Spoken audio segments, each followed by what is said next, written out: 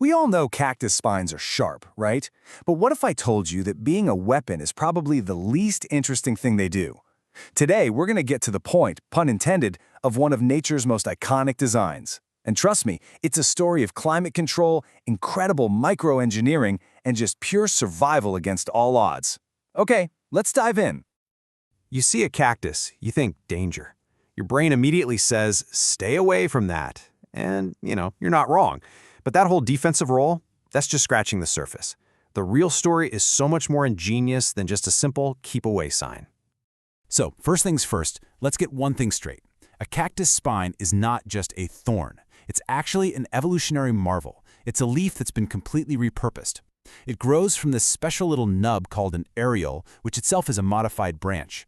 This transformation from a leaf that loses water to a spine that saves it is one of the biggest secrets to the cactus's success.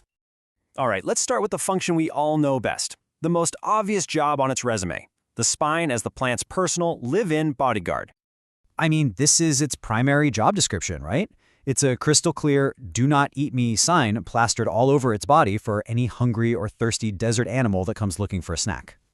And this defense system is incredibly good at what it does. It wards off everything from little rodents to much bigger mammals. It even protects against tiny parasitic insects that might want to lay their eggs. Essentially, the spines form this brilliant suit of armor, a cage protecting all that soft water-filled tissue on the inside. But, if we stop at defense, we miss the truly brilliant part of the story. Because the spine isn't just armor. It's a sophisticated survival kit, packed with all the tools a plant needs to thrive in some of the harshest places on Earth. So let's just forget the word weapon for a minute. I want you to think Swiss Army knife instead. An elegant multi-tool where every single feature has been perfected for one thing and one thing only: survival. And the first hidden tool in this incredible kit is one of the most vital. We're talking about climate control. I mean, in the brutal desert sun, staying cool isn't a luxury. It's literally a matter of life and death. So how in the world does it work? Well, a dense coat of spines acts like a natural umbrella, casting thousands of tiny shadows all over the cactus's skin. This shield doesn't just block sunlight. It also traps a thin, still layer of air right next to the stem. This creates a personal microclimate that dramatically slows down water loss. And some of those fuzzy spines, called glochids, they even provide insulation against frost. And believe me, this isn't just a minor effect. The research shows just how powerful this shading can be. Look at the densely spined Turbinocarpus schmidtianus. Its spines can block a staggering 61% of sunlight. For others, like the barrel cactus, it's a more modest 17%. But hey, in the desert, you take every little bit of shade you can get. Okay, this next function is where things get truly mind-blowing. It turns out that some spines aren't just about saving the water a cactus already has. They're actually designed to actively collect new water, right out of thin air. I mean, this quote just perfectly captures the magic of this adaptation. In deserts where rain is basically a myth, certain cacti have figured out how to harvest morning dew and coastal fog directly onto their spines, and then, crucially, transport that precious water right into the plant. The whole process is just a masterpiece of passive engineering. It all starts with simple condensation.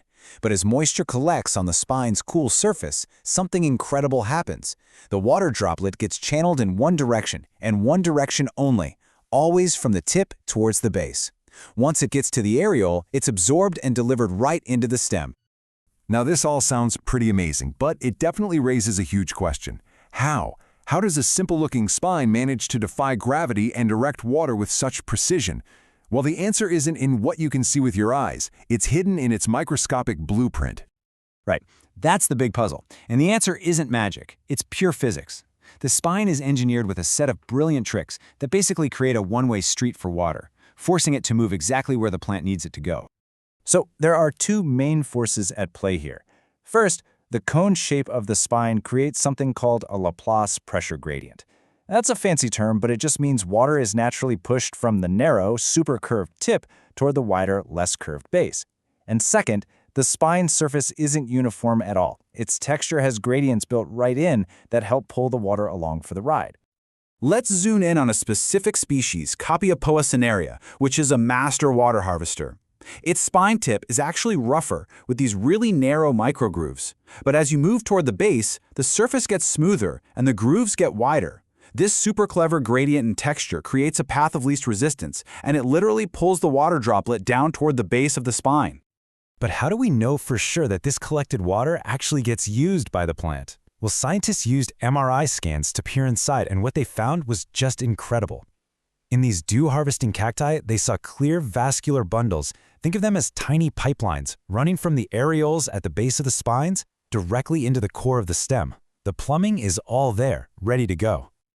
So, when you put all of these pieces together, the cactus spine completely transforms from a simple defense weapon into this marvel of natural engineering, one that actually holds powerful lessons for our own technology.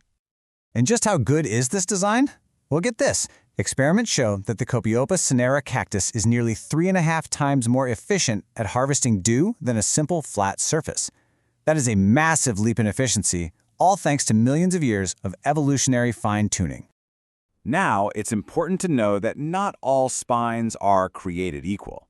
If we compare our champion dew harvester, Copiopoa, with a non-harvester like Phaerocactus, you see these key differences.